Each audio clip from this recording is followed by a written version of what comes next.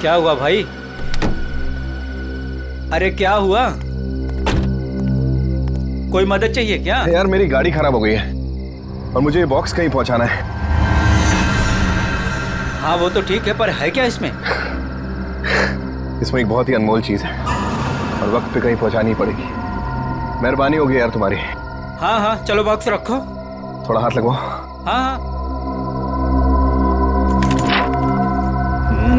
अरे बड़ा भारी है भैया। उठाओ। इतना बड़ा बक्सा।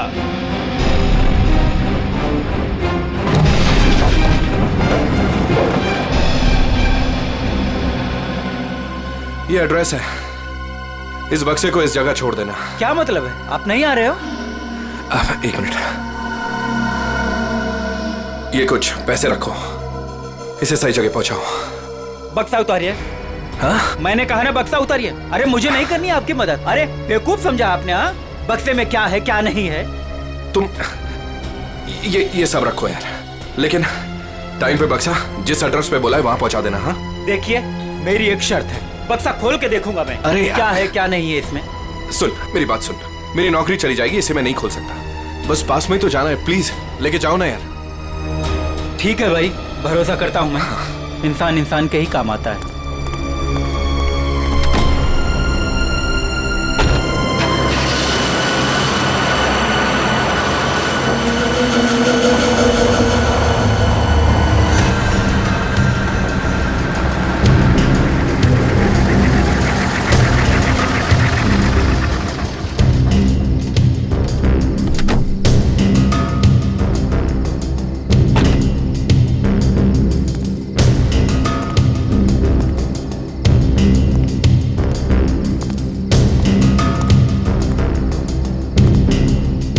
पता तो यही।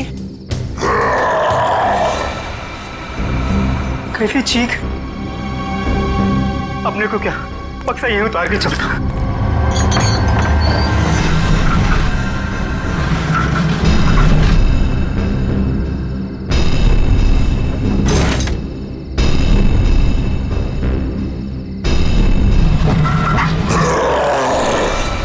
बक्से में से चीख! हे भगवान!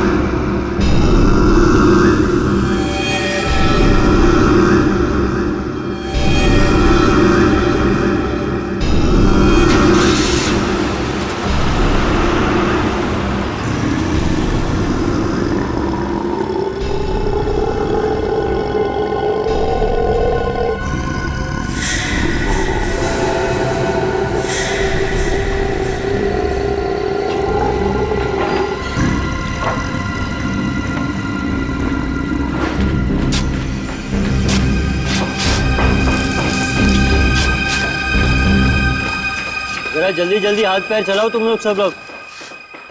15 दिन में ये बिल्डिंग पूरी करके देनी है हमें, वक्त नहीं है हमारे पास। और सोनू, तू इतना सुस्त क्यों है? खाना वाना नहीं खाता क्या? चल जल्दी काम कर। कौन है वहां पे? मैंने पूछा कौन है वहां पे? अभी तो बिल्डिंग का काम भी खत्म नहीं हुआ है और अभी से बिल्डिंग टूटने लगी। सोनू जरा देख तो।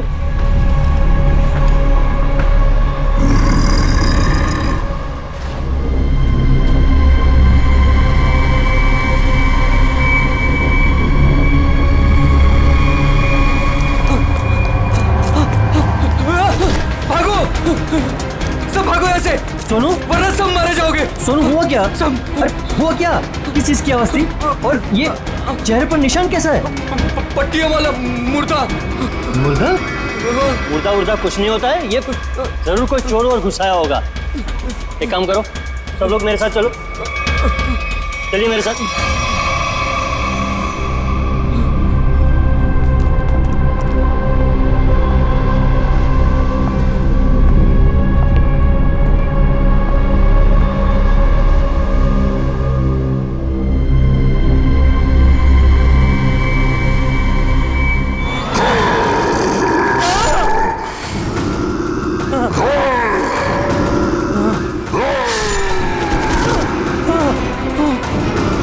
भागो भागो, सब यहाँ से भागो, पट्टी वाला मुर्दा, भागो।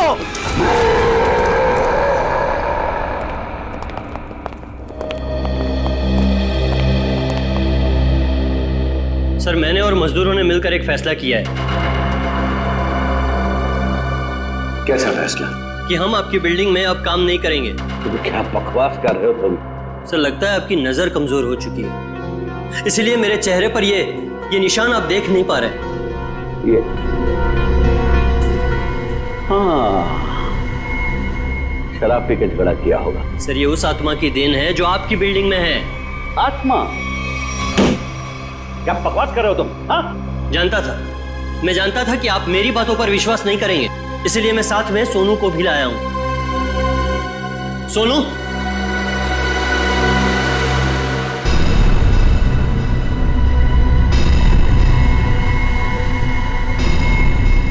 देखिए सर, बेचारा इतना घबरा गया है कि कुछ बोल नहीं पा रहा है। सोनू, ये सब क्या है? साहब, पट्टी वाला मुर्दा और कौन है इधर? कौन है? कौन है उधर?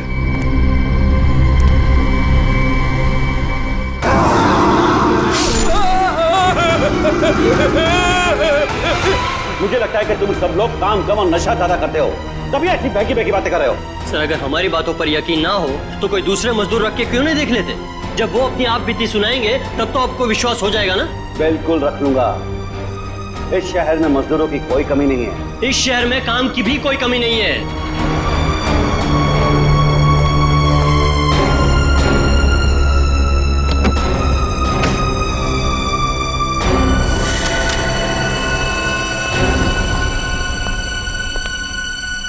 ये तुम्हारा आज तक का हिसाब। और एक बात याद रखना कि इस बिल्डिंग पर मेरे और मेरे इन्वेस्टर्स के करोड़ों रुपए लगे हैं। तो तूने बाहर जाकर इस बिल्डिंग के बारे में कोई बकवास की या कोई छोटी अफवाह भी फैलाई तो फिर मुझसे बुरा कोई नहीं होगा। दिनेश, पैसे कोई पेड़ पे नहीं उगते, समझे? हाँ, और हम तुम्हारे फाइनेंसर हैं, कोई एटीएम मशीन नहीं कि जब दिल में चाहा कार्ड डाला और पैसे ले लिए। देखिए, आप लोग बेवजह भड़क रहे हैं। बेवजह? तुमने कमिटमेंट किया था, अब तक बिल्डिंग तैयार हो जाएगी, क्या हुआ? हाँ, चंदू, मैं बिरयानी बना रहा हूँ, कोई 2 मिनट में बनने वाला बर्गर नहीं। जब आप लोग बिल्डिंग की क्वालिटी देखेंगे तो आप लोगों को खुद ब खुद ये एहसास हो जाएगा कि आप लोगों का पैसा बिल्कुल सही जगह लगा है। हाँ, पता चल रहा है कि इन्वेस्टमेंट कहाँ पर हो रहा है। वैसे काफी अच्छी पार्टी थी आपने अपने शादी के सालगिरह की। और Natasha, excuse me, sorry sir, मैं आप लोग को तो अपनी फ्रेंड से मिलवाना ही भूल गई। मीट, कम। शीज टीना, स्वाति। बस हमें किसी से नहीं मिलना। दिनेश, इस बार अगर तुमने जबान पलटी ना, 15 दिन मतलब 15 दिन, दैट फाइनल। हाँ, 15 दिन पक्का। और हाँ, 15 दिन से ज्यादा हुआ ना तो तुम्हारा घर और भाभी जी के गहने बेच करके अपने पैसे हम लोग वसूल लेंगे, समझा? अरे पक्का कहाँ? दिनेश, सुनो ना। एक्सक्यूज मी, आपकी भाभी बुला रही है। मन से, एक्सक्यूज मी। जल्दी आइए ना। क्या है? दिनेश, देखिए ना, मार्केट में नया हार आया है, आप कभी लेकर देंगे मुझे ये? बस हार और गहने, इन चीजों के अलावा तुम्हारे लिए और कोई चीजें इंपॉर्टेंट है ही नहीं। पति जिए या मरे, तुम्हें कोई फर्क नहीं पड़ता। मन तो करता है कि तुम्हारा गला दबा दूं। क्या बात है पापा, आप मम्मी पर इस तरह से क्यों चीख रहे हैं? मैंने सिर्फ सालगिरह का तोहफा मांगा था और ये ऐसे कर रहे थे मुझ पर। आशा, ये जो तुम्हारे ठाट बाट और ऐशो आराम है ना, वो केवल इसीलिए है क्योंकि तुम्हारा ये पति दिन रात गधे की तरह काम करता है। पापा, अगर आपके पास इतना ही पैसा है ना तो थोड़ा हम पर भी खर्च कर दो प्लीज। पहले तो आपने फ्लैट देने के लिए भी मना कर दिया, और अब जब मम्मी ने आपसे एक छोटा सा हार मांगा तो उसमें भी आपको दिक्कत है। तुम दोनों नालायक बच्चों को तो मैं कुछ दूंगा नहीं। और तुम लोग मेरे घर में रहते हो, इसी बात से खुश रहो।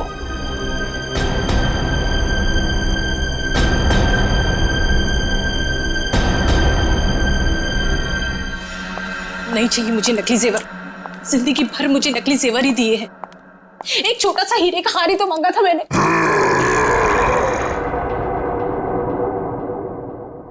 कौन कौन है वहां? कौन है वहां? कौन है वहां?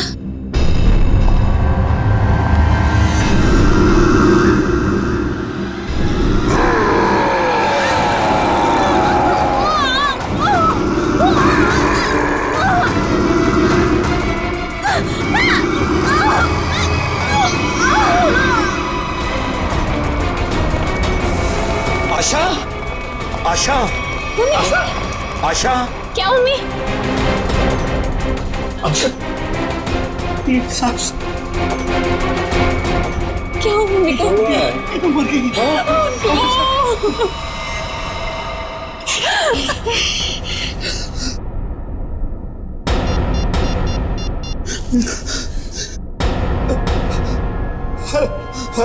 Hello CID.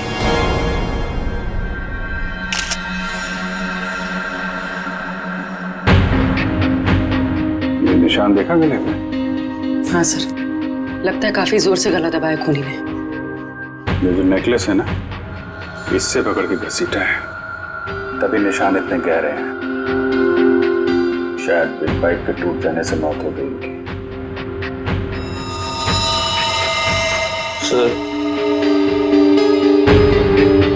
सर खून के निशान कॉरिडोर में यहाँ तक आए हैं और आशा जी की चप्पल।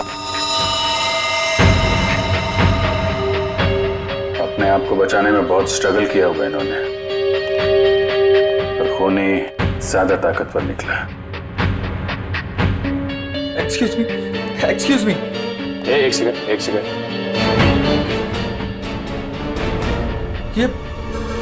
ये सब कैसे हो गया सुलेखा? आज तो इतना शुभ दिन था, शादी के सालगिरह वाले दिन। आपकी तारीफ? जी मैं सुलेखा का हस्बैंड। अच्छा, तो आशा जी आपकी सास थी? जी। सास ससुर की एनिवर्सरी पार्टी में आप काफी लेट नहीं आ रहे हैं? वो बिजनेस मीटिंग में फंस गया था, इसलिए लेट हो गया। बस अभी पहुंचा हूं। ठीक है, इधर आ जाइए आप। दिनेश जी, आपको किसी पे शक है? कौन कर सकता है ऐसा काम? सर, मेरी वाइफ की किसी से कोई दुश्मनी नहीं थी। सर, मैं यही कह रहा हूँ कि दिनेश ने खुद ही अपनी बीवी का फोन करवाया है। सर, हमने इसका झगड़ा सुना था। ये अपनी बीवी से कह रहा था कि मैं तुम्हारा गला दबा दूंगा। पति जिए या मरे, तुम्हें कोई फर्क नहीं पड़ता। मन तो करता है कि तुम्हारा गला दबा दूं। तो बकवास कर रहे लोग। अगर मैंने गुस्से में कुछ कह दिया तो इसका मतलब ये तो नहीं ना कि मैं सचमुच वो कर दूंगा। वैसे ऐसा हुआ क्या था कि आपको इतना गुस्सा आ गया कि आपने गला दबाने की धमकी दे दी, वो भी शादी की सालगिरह वाले दिन? सर, इसकी वजह भी ये लोग ही है। ये मेरे इन्वेस्टर्स हैं और मुझे एक एक पाई ऐसे देते हैं जैसे मुझ पर एहसान कर रहे हैं। तुम लोगों की मैं एक एक पाई चुका दूंगा, वो भी ब्याज सहित, समझे? तो दे दो ना। एक मिनट, बिजनेस की बातें मत कीजिए। यहाँ पे खून हुआ है।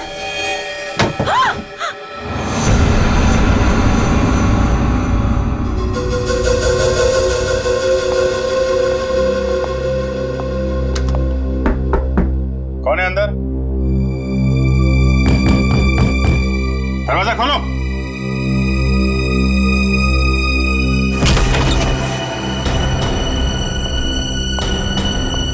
ओह माय गॉड,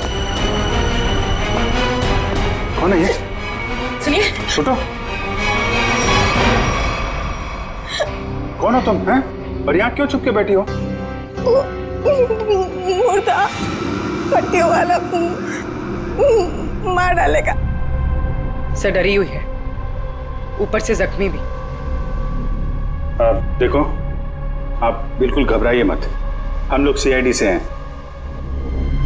आपका नाम क्या है? कोमल। कोमल? कोमल, आप यहाँ क्यों चुप के बैठी थी? वो पट्टियों वाला मुर्दा बाहर घूमते हुए देखा। पट्टियों वाला मुर्दा? जैसे मैं यहाँ से बाहर निकली तो पट्टियों वाला मुर्दा बाहर था। अच्छा ठीक है, तुम वो जो भी पट्टियों वाला मुर्दा था उसका स्केच बनवा सकती हो? हाँ। Very good. स्केच आर्टिस्ट को बुलवाओ और इस घर का कोना कोना छान मारो, देखो खूनी के बारे में कुछ सुराग मिलता है क्या। जाओ।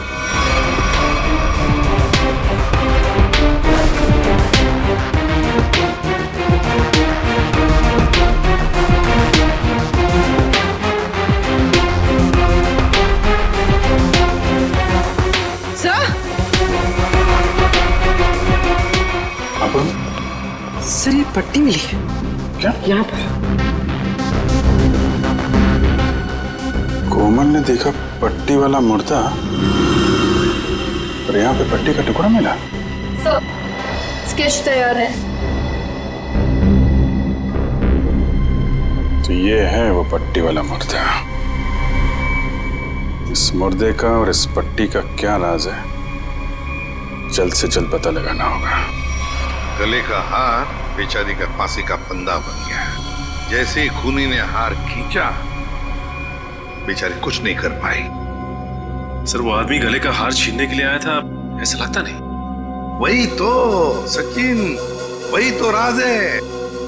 बड़ा अजीब तरीका ढूंढा खून करने का यार। हाँ जयवंती, डॉक्टर साहब को जरा स्केच दिखाओ। Yes sir. ये देखिए सर, ये मम्मी की ड्रेस है। मम्मी मतलब माँ? मम्मी नहीं प्रेडी, मम्मी। हजारों साल पहले जब इजिप्ट में राजा महाराजा मर जाते थे तो उनकी बॉडी को एम्बाम कर दिया जाता था।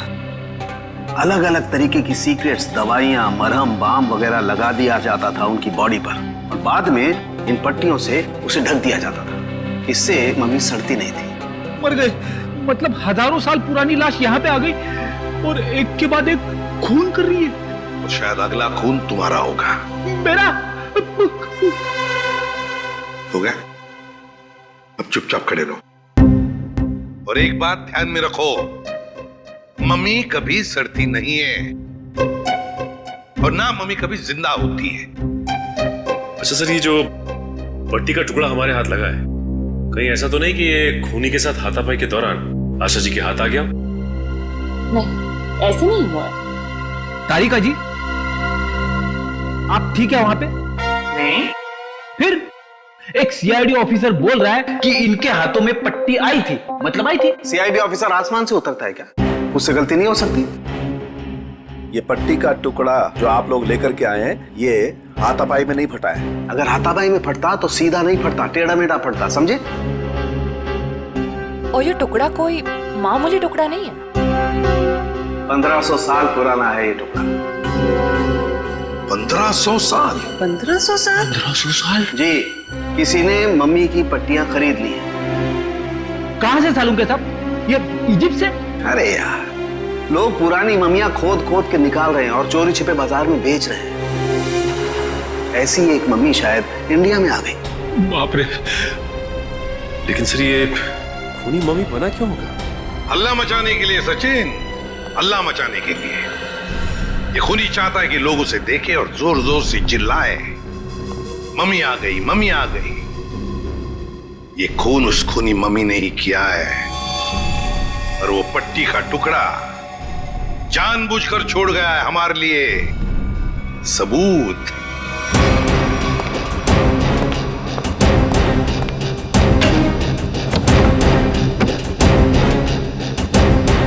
आज तो मैं इस मम्मी का काम तमाम कर दूंगा।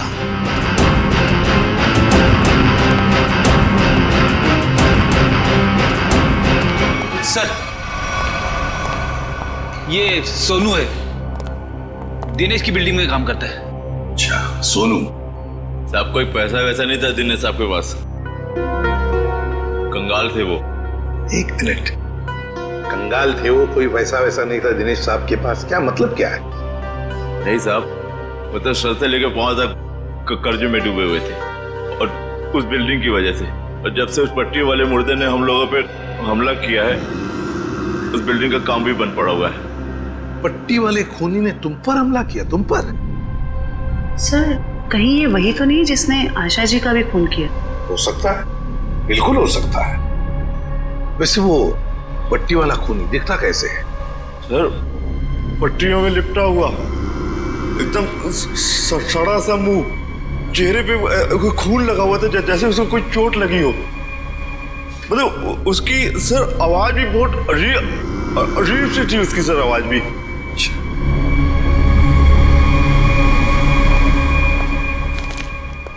एक मिनट, क्या वो ऐसा दिखता था? हाँ साहब, ये तो था वो। चलो ठीक है, तुम जा सकते हो। अगर जरूरत पड़ी तो हम तुम्हें फिर से बुला लेंगे। सर, ये जो कोई भी आशा जी का खून करने के लिए आया था, या तो पहले से मम्मी बन के आया था, या फिर पार्टी में आने के बाद उसने अपना हुलिया बदला है। सर, काम करते हैं, पार्टी का फुटेज देखते हैं।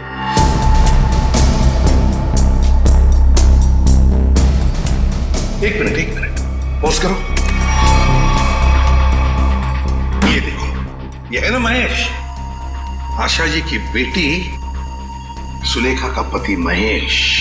हाँ सर, लेकिन ये तो कह रहा था कि आशा जी की मौत के बाद आया था ये पार्टी में। झूठ बोला हमसे, वो झूठ बोला। जयवंती सर, फोन करके बुला लो उसे अभी, इसी वक्त।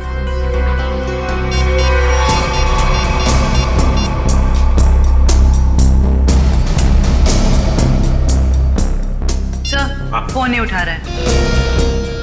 महेश फोन नहीं उठा रहा है, उसकी आधी कारस्तानी तो इसी से समझती है। रेडी, मोबाइल फोन रिकॉर्ड्स निकालो उसके।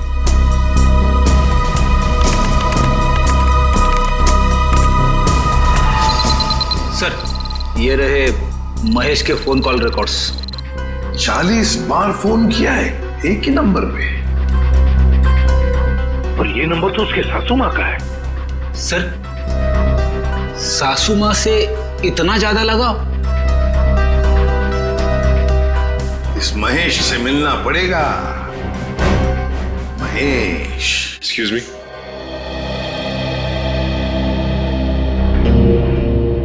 क्या महेश घर पे है इस वक्त? नहीं सर, महेश जी तो अभी घर पे नहीं है। लेकिन प्रॉब्लम क्या है सर? देखिए, महेश ने हम सबसे झूठ बोला। जब आपकी माँ का खून हुआ, उससे पहले ही महेश वहां मौजूद था। आपका मतलब है मेरे पति ने खून किया है? देखिए, हमें उस पर शक है। लेकिन सर वो ऐसा क्यों करेंगे? पैसों के लिए। पैसों के लिए किया होगा उसने। सर पैसों के लिए? लेकिन सारा पैसा तो डैडी के पास है, उन्होंने आज तक माँ को कभी कुछ नहीं दिया। तो फिर महेश जी जो क्यों हत्या करेंगे मेरी मॉम की? अब ये सब कुछ तो हमें महेश ही बताएगा। लेकिन हाँ, अगर महेश आपसे कांटेक्ट करता है तो हमें खबर कीजिए। तो फ्रेडी, इस महेश का मोबाइल ट्रैक करो, सब पता चल जाएगा।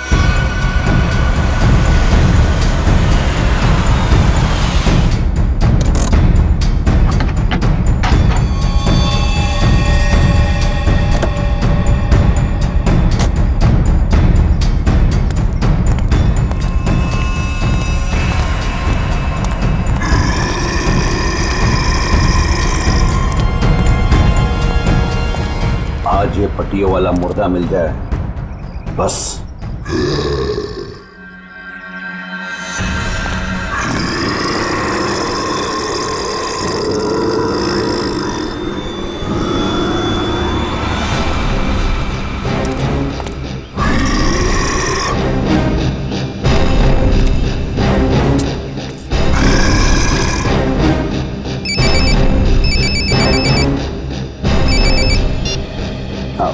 हेलो, हाँ जीतू भाई, हाँ आपके लिए खुशखबरी है। हाँ जी, बिल्डिंग का काम बहुत जल्द शुरू होने वाला है। कोई मजदूर वहाँ काम करने को तैयार नहीं है। क्या तुम वहाँ का सारा काम खुद करोगे? नहीं जीतू भाई, मैं उस वजह को ही खत्म कर दूंगा जिसके कारण सारे मजदूर डरे हुए हैं। आज उस पट्टी वाले मुद्दे का दी एंड है। मैं आपको बाद में फोन करता हूँ।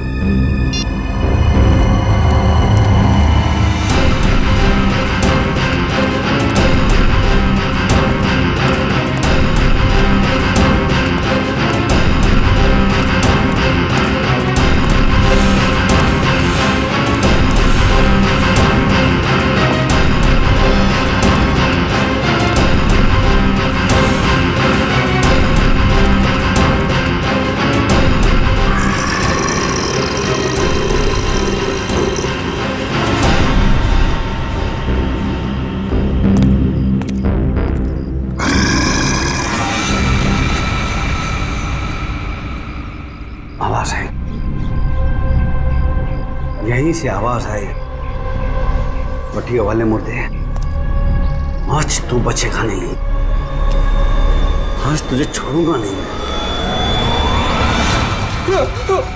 गोली मत चलाना। तो तू ही ये सब कुछ कर रहा है और तूने ही आशा को भी मारा। मैं ऐसा क्यों करूंगा? मैंने नहीं मारा अपने। तू यहाँ क्या कर रहा है? मैं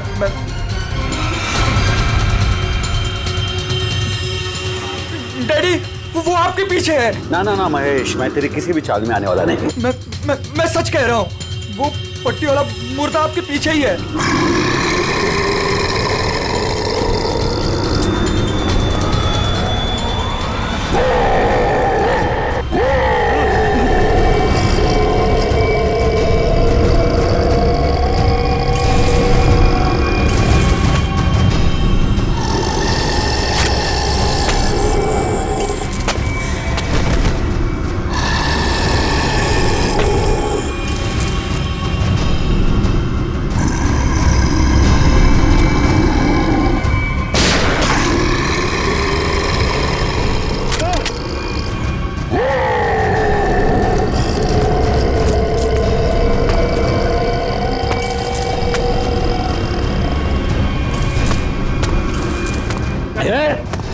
देखो भाई, तू मुझे माफ कर दे।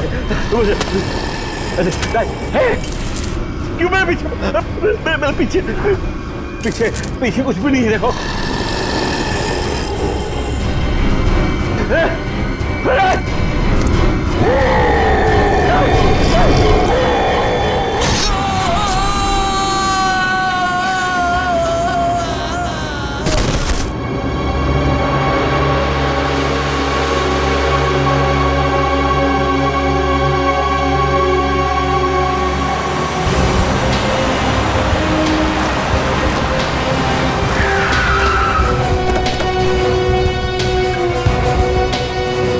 मोबाइल कंपनी वालों से पता चला है कि ये दिनेश का मोबाइल भी यहीं पे है। इससे पहले महेश दिनेश को नुकसान पहुंचाए, हमें उसे बचाना होगा। अरे सर, दिनेश, चलो देखते हैं।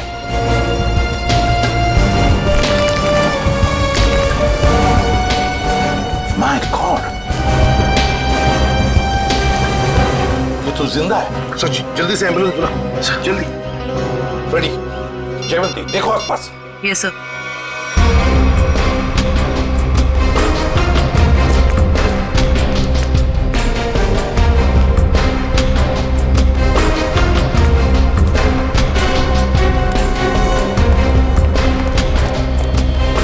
महेश सर। हाँ फ्रेडी, क्या हुआ? सर, महेश बेहोश है। महेश, महेश,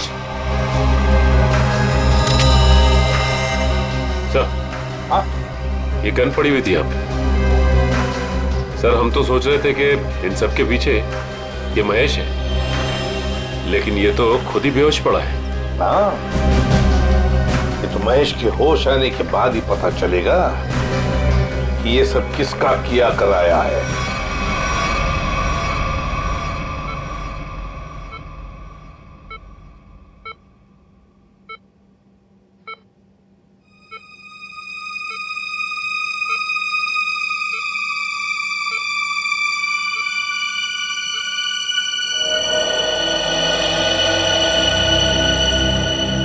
डॉक्टर साहब, अब कैसी तबीयत है मेरे पापा की?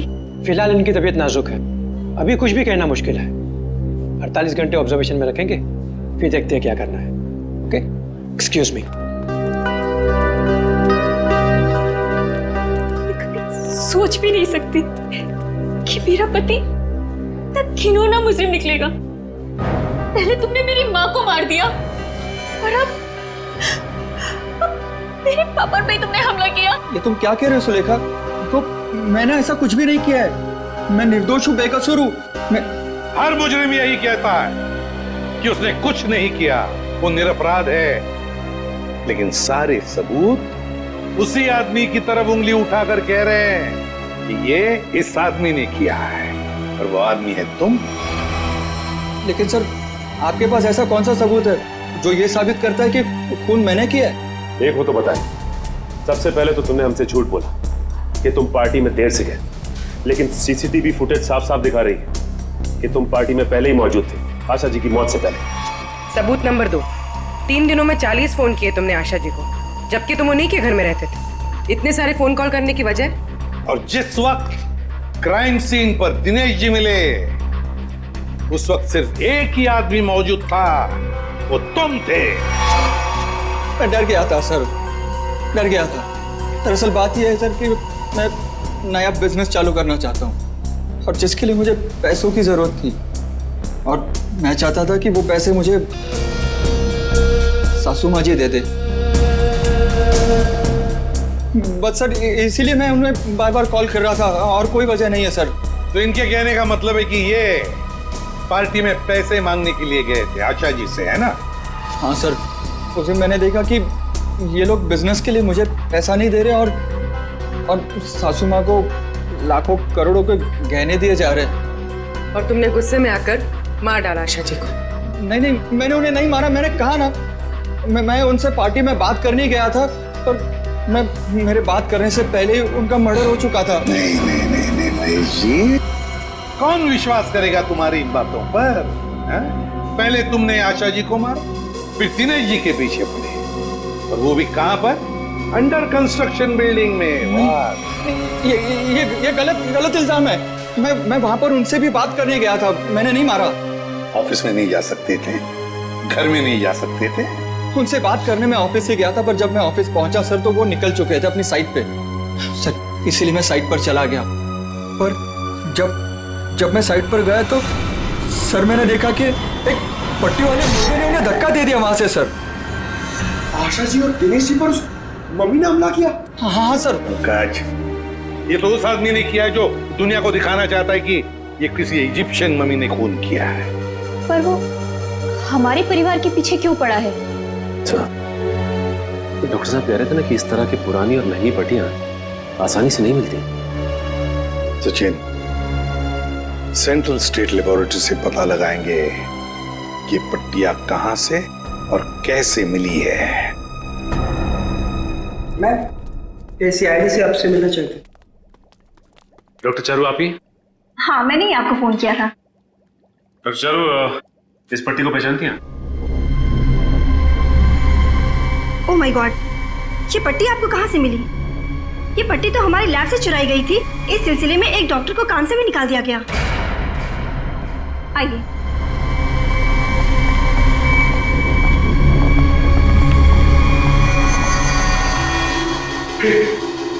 ये तो वही मम्मी है ना जो इजिप्ट में होती है। मतलब ये नींद में चलकर यहाँ पर आ गई। आप भी अच्छा मजाक कर लेते हैं।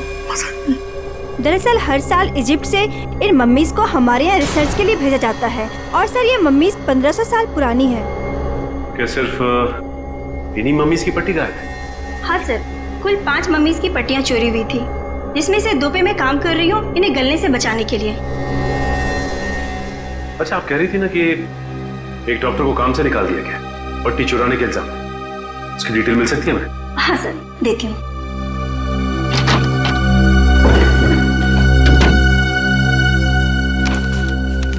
ये है सर मिस्टर ज्ञान।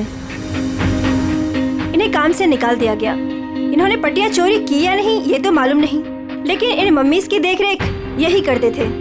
और हाँ सर, उनकी एक पर्सनल असिस्टेंट भी थी।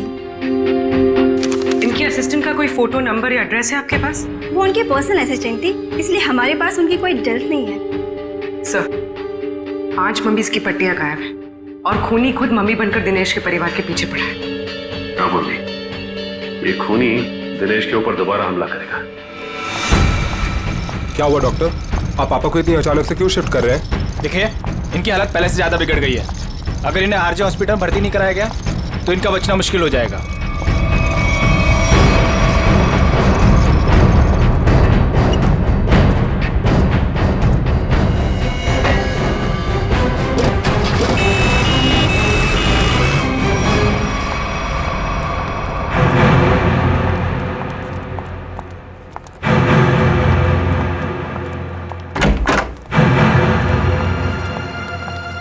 महेश जी तो कहीं दिखाई नहीं दे रहे हमें। वही तो, चलो देखते। अरे डॉक्टर साहब। हाँ जी। ये पेशेंट मिस्टर दिनेश कहाँ है? हाँ जी, उनको तो डिस्चार्ज दे दिया है। क्या मतलब तबीयत सुधर गई थी उनकी? नहीं, तबीयत तो नाजुक ही थी, पर उनके परिवार वालों को शायद भरोसा नहीं था कि उनका यहाँ अच्छा इलाज होगा। तो उन्होंने दूसरे डॉक्टर को फोन किया और वो यहाँ से दूसरे हॉस्पिटल ले गए। कौन से hospital? RG hospital. RG hospital, उसका नंबर तो होगा ना यहाँ पर? हाँ जी, रिसेप्शन पे होगा। चलिए आइए बात करा देता हूँ।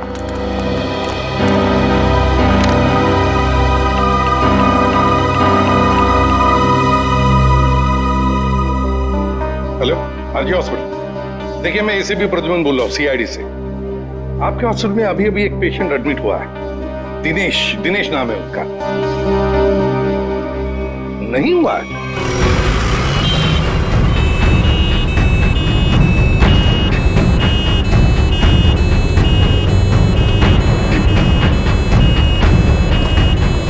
काम हो गया बॉस, तीर कमान से निकल चुका है।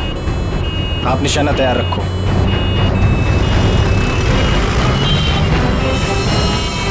अरे धुआं कहाँ से आ रहा है? अरे गाड़ी रोको, गाड़ी रोको, गाड़ी रोको।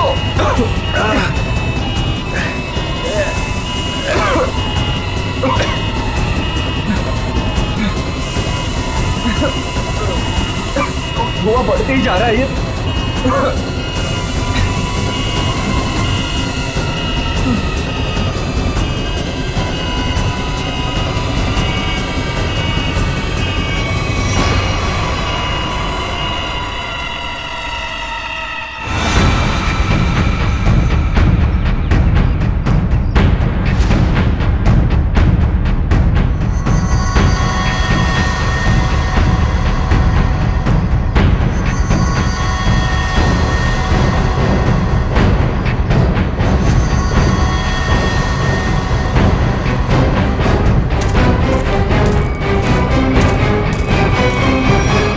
क्यों, अब तुम्हारे जीवन का मकसद पूरा हो गया?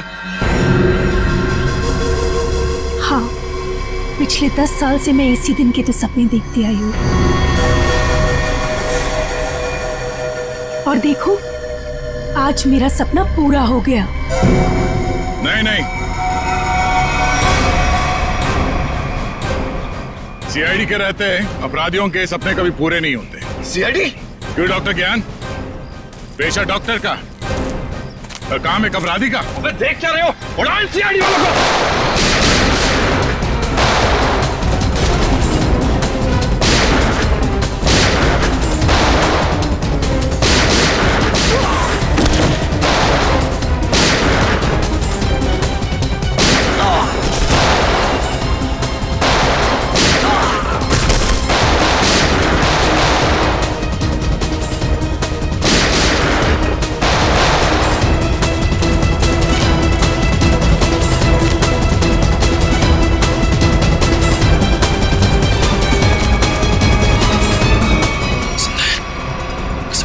बेहोश है, उनको होश में आना पड़ेगा।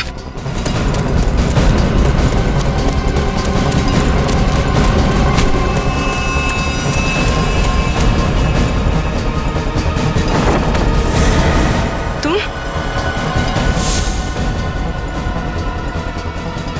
जिंदा लोगों को मम्मीफाई करी थी ना? मैं तुम्हें सिखाती हूँ मम्मीफिकेशन किसे कहते हैं। अपराधियों को मम्मीज बनाने का काम हम कर रहे हैं। मैं दिनेश की सेक्रेटरी सिर्फ इसलिए बनी ताकि इससे अपने भाई के मौत का बदला ले सकूं, और इसलिए मैंने मम्मी बनकर इसकी बिल्डिंग में काम करने वाले लोगों पर हमला किया ताकि मम्मी की अफवाह फैल जाए। तुम कुणाल की बहन हो? नाम मत लो अपनी गंदी जबान से मेरे भाई का। एक वक्त था जब वो तुम्हारा सबसे करीबी दोस्त था, और तुमने क्या किया? दोनों साथ गए थे ना विदेश पैसा कमाने के लिए। सर, इसको सहयोग से एक मम्मी मिली, और मेरा भाई चाहता था कि वो ये मम्मी वहां की देश की सरकार को सौंप दे, लेकिन ये दिनेश उसे ग्रे मार्केट में बेचना चाहता था। सर, ऐसा सर,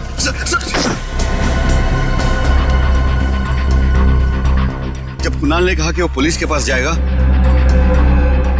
तो मैंने उसे मारकर जमीन में गाड़ दिया और मम्मी बेचकर अमीर बन गया। वाह, बहुत अच्छा काम किया तुमने। पैसों के लालच में तुमने दोस्ती को जमीन में गाड़ दिया।